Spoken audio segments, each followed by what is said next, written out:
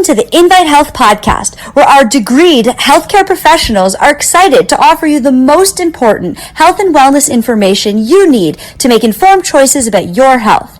You can learn more about the products discussed in each of these episodes and all that Invite Health has to offer at www.invitehealth.com/podcast. First-time customers can use promo code podcast at checkout for an additional 15% off your first purchase. Let's get started. There's growing evidence, in fact, there's pretty darn good evidence that tea is good for your bones. And we'll get into that in a minute. Now, the incidence of osteopenia and osteoporosis is increasing. Sadly, because there's drug treatments and we know about good foods and we know about supplements like calcium and vitamin D, but still the evidence is there that the incidence of bone loss is increasing, especially in older women. And the problem is when you have this deterioration of the bone, that's what osteopenia and osteoporosis are. It's deterioration of the bone mass. The bones are getting weaker, they're getting thinner, and they're getting like a Swiss cheese effect on the inside. They're getting a little hollowed out.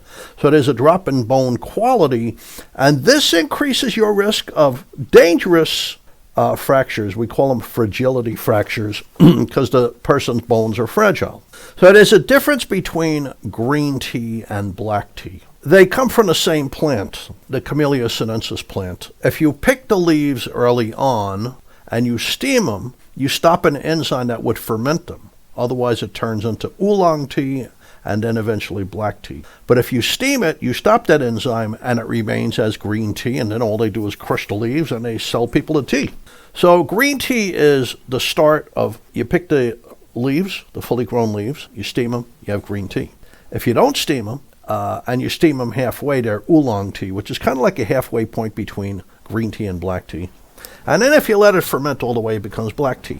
And black tea, there's theaflavin and theorubicin. They're these dark tannins that make the tea look black, orangey, reddish black, like Earl Grey tea and orange pekoe tea. And in green tea, they're different, obviously. They're called catechins, and there's about 20 of them. And the most well-studied and the most active one is called EGCG. And this absolutely has an effect on bone health. Besides all the other benefits it gives you, it has an impact on bone health. In fact, whenever we standardize our green tea products, we do a total analysis of all of these catechins as a group, and then we separate out the EGCG to tell you specifically how much of that is in there. So welcome to our episode, Green Tea and Bone. Thanks for tuning in to the Invite Health podcast today. You can find all of our episodes for free wherever you listen to podcasts, or just visit invitehealth.com/podcast. It'll take you right to that landing page, and there's well over 300 podcast episodes on there, ranging all over the place. There is a search engine. You could type in what you want, for instance, cholesterol or sleep or energy, whatever it is, heart disease. You type it in, and the podcast associated with that should come up. Please subscribe and please leave us a review. You can also follow us on Facebook, Twitter, and Instagram at Invite Health. The information on this episode is linked at the episode description, so let's get going. I think this is a very interesting conversation we're having. This is the Journal of Investigative Medicine. It's from Texas Tech University Health Science Center down in Lubbock, Texas. And they're talking about impact of tea on bone health early on, from animal studies, from cellular studies, and from human studies. The reason I bring up this early on appraisal of what's going on with tea is later on they did actual studies with women. We'll get to them in a little while. So here's the journal, Critical Reviews in Food Science and Nutrition. It's the Center for Bone and Muscle Health, Brock University, that's up in Ontario, Canada. Here's what they said. Tea, now they mean all the teas, oolong tea, black tea, green tea, white tea, and white tea's from the same plant too, by the way. Tea is the second most consumed beverage in the world. That would be after water, of course, and is a rich source of flavonoids that may benefit bone health. There is strong evidence, this is where I'm going, there is strong evidence from human studies that habitual tea consumption is positively associated with higher bone mineral density at multiple skeletal sites. So it makes your bones thicker and stronger, and they don't have that Swiss cheese effect. So here's another one. This is the School of Public Health, Sun Yat-sen University. It's the journal Nutrition, Health, and Aging. It's a total of 1,495 Chinese women, age 40 or more. The study started in 2008. 2008, so this is an epidemiological study, there were 732 tea drinkers and there were 763 non-tea drinkers. The women who drank tea had a 1.9% higher bone mineral density. Now that's significant.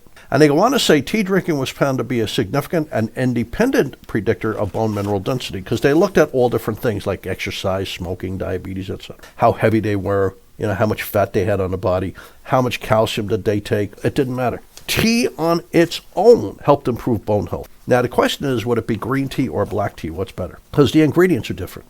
Osteoporosis International. This is February 2019.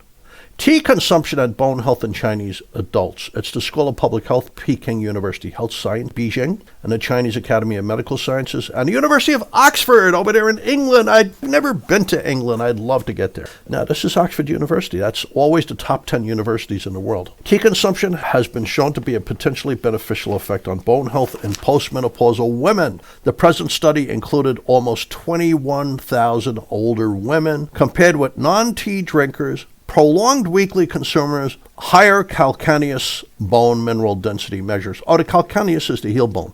So it was quantitative. Quantitative means a little more tea led to healthier bones. You like to see that kind of evidence. So 1 cup of tea was good for the bones, 2 cups was a little bit better. Now, obviously, there's always a ceiling to that. It's not like you have 100 cups of tea and your bones are perfect. Nothing works like that. So how does it work? I always want to know what's the mechanism of action. If this is real, how does it work? So here's about 30 universities from all over Asia. And they found out, I'm going to have to explain this to you, but it's important to know it because this also affects women's breast health. In green tea specifically, the EGCG, which is the most prominent ingredient, decreased osteoclastogenesis by modulating rankle and osteoprotegrin. Now, that really means something. I know it sounds like I'm speaking Dutch. I have a hard enough time with English. Rankle is released by a part of the immune system called tumor necrosis factor alpha. Rankle causes the production of cells that break down bone. It causes bone breakdown. They're called osteoclasts. The EGCG from the green tea worked by stimulating osteoprotegrin. Osteoprotegrin blocks the effects of rankle. So in other words, rankle stimulates cells that break down and degrade your bone. By green tea stimulating osteoprotegrin, it's blocking that effect and you're not breaking down bone. That's a very important finding because green tea in many, many, many human clinical studies has been shown to reduce the risk of developing breast cancer by about 19%. There's dozens and dozens of studies showing this. And rankle is involved with developing breast cancer in older women. So it seems to me that the same way that green tea is making bone stronger seems to be really related to the way that green tea is reducing the risk of developing breast cancer in older women. So I always want enough proof. I always want enough evidence. So I found that one study on how green tea works with bone, but that wasn't enough for me. I had to find a second one. So here's the journal Biochemistry, Biophysics, and Research Communication. Same deal. Green tea inhibits rankle. That inhibits the breakdown of bone. So that's pretty cool. So now let's go to Texas Tech University Health Science Center in Lubbock, because they did 2 studies on older women. They put them on a placebo, or they put them on green tea, a green tea capsule. They put them on Tai Chi exercise 3 times a week for an hour for 6 months. So Tai Chi for an hour, 3 times a week for 6 months with a placebo. Or Tai Chi, same deal, 3 times a week for an hour for 6 months plus a green tea capsule. So Tai Chi with green tea, Tai Chi with placebo, or green tea alone or placebo alone. What happened? Well, they found that it was showing some kind of effect on bone, but what they were really looking at is it safe? And the answer is, yes, it was safe. These are older osteopenic women. They're losing bone. They're at risk of a fracture. Now they did a study to see, does it really build bone? Same kind of study. It's in the journal Osteoporosis International, Texas Tech University Health Science Center. They gave women a green tea capsule or a placebo capsule, and they did the same thing with Tai Chi, a green tea capsule or a placebo capsule. They found that both green tea or Tai Chi built bone. Either one built bone, and they both built strength. That's pretty interesting. So just giving a green tea capsule I read a review of this study, by the way, from some of the professors involved with the study. And when they broke it down, they said green tea built bone as well as exercise. And if you added green tea to the exercise, you built more bone than exercise only. There was an additive effect. So that was really good. And it was an additive effect for improving muscle formation too, because that's really important. Older people, men and women, are not just losing bone, they're also losing muscle. So that was a really good study. So here's the journal Nutrients, a very recent study. It's the School of Public Health, Peking University Health Science Center, University of Oxford, and Newfield Department of Population Health in the UK. And once again, they're looking to see if tea helped prevent fractures. Listen to this. Over 453,000 people, almost 454,000 people, followed on average for 10 years. 12,130 of these people developed a fracture. 1,376 of those fractures were hip fractures. Now, hip fractures are very painful. They're very expensive to treat. You have to take physical therapy for a long time and have a lot of doctor visits and drugs. But they're also very dangerous.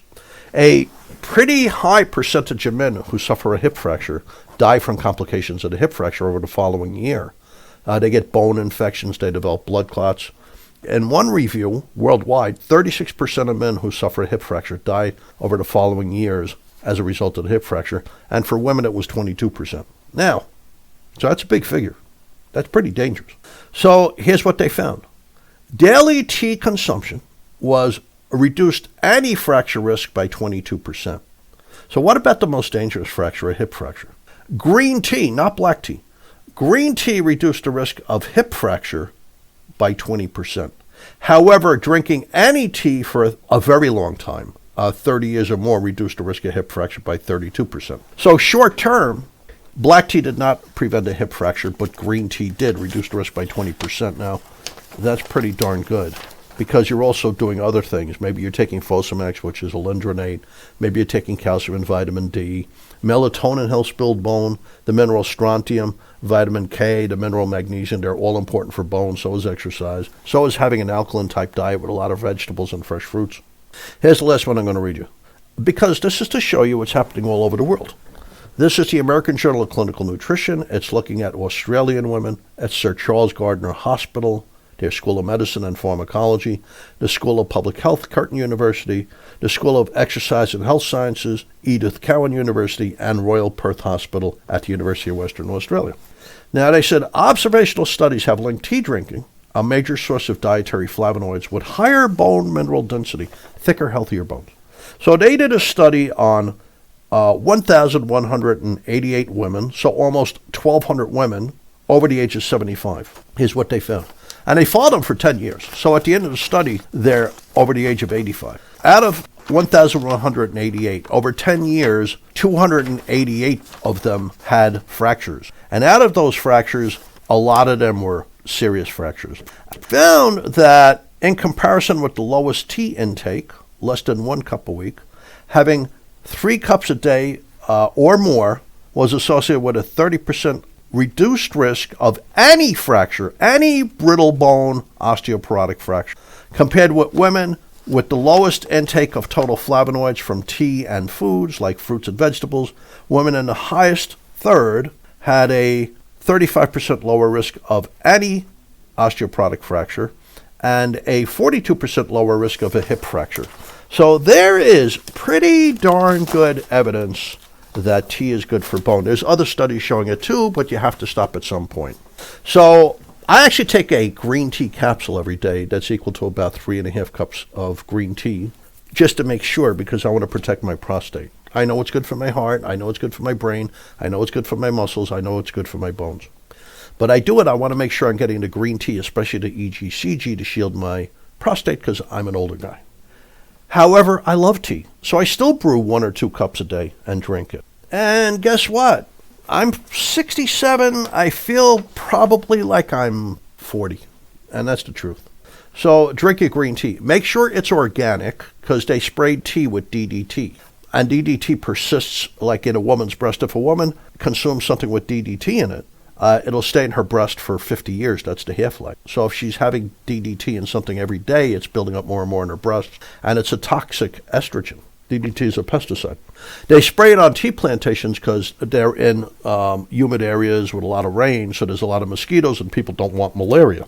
So if you get organic green tea, you're not getting the DDT. And the best way to serve it, with a little lemon in it, because lemon improves the absorption of the polyphenols in the green tea, like the EGCG. So have a couple of cups a day. It's good for your bones, it's good for your brain, it's good for your heart, it's good for women's breasts, it's good for the colon, it's good for men's prostates, it's good for your bones and muscles. I mean, it just does a lot of really good things. I mean, tea is like a panacea. It's like a superfood. So thank you for tuning into the Invite Health podcast. You can find all of our episodes for free wherever you listen to podcasts or by visiting invitehealth.com/podcast. There's over 300 episodes up there. Please subscribe. Please leave us a review. You can also follow us on Facebook, Twitter, and Instagram at Invite Health. We'll see you next time on another episode of the Invite Health podcast. Thank you so much for listening.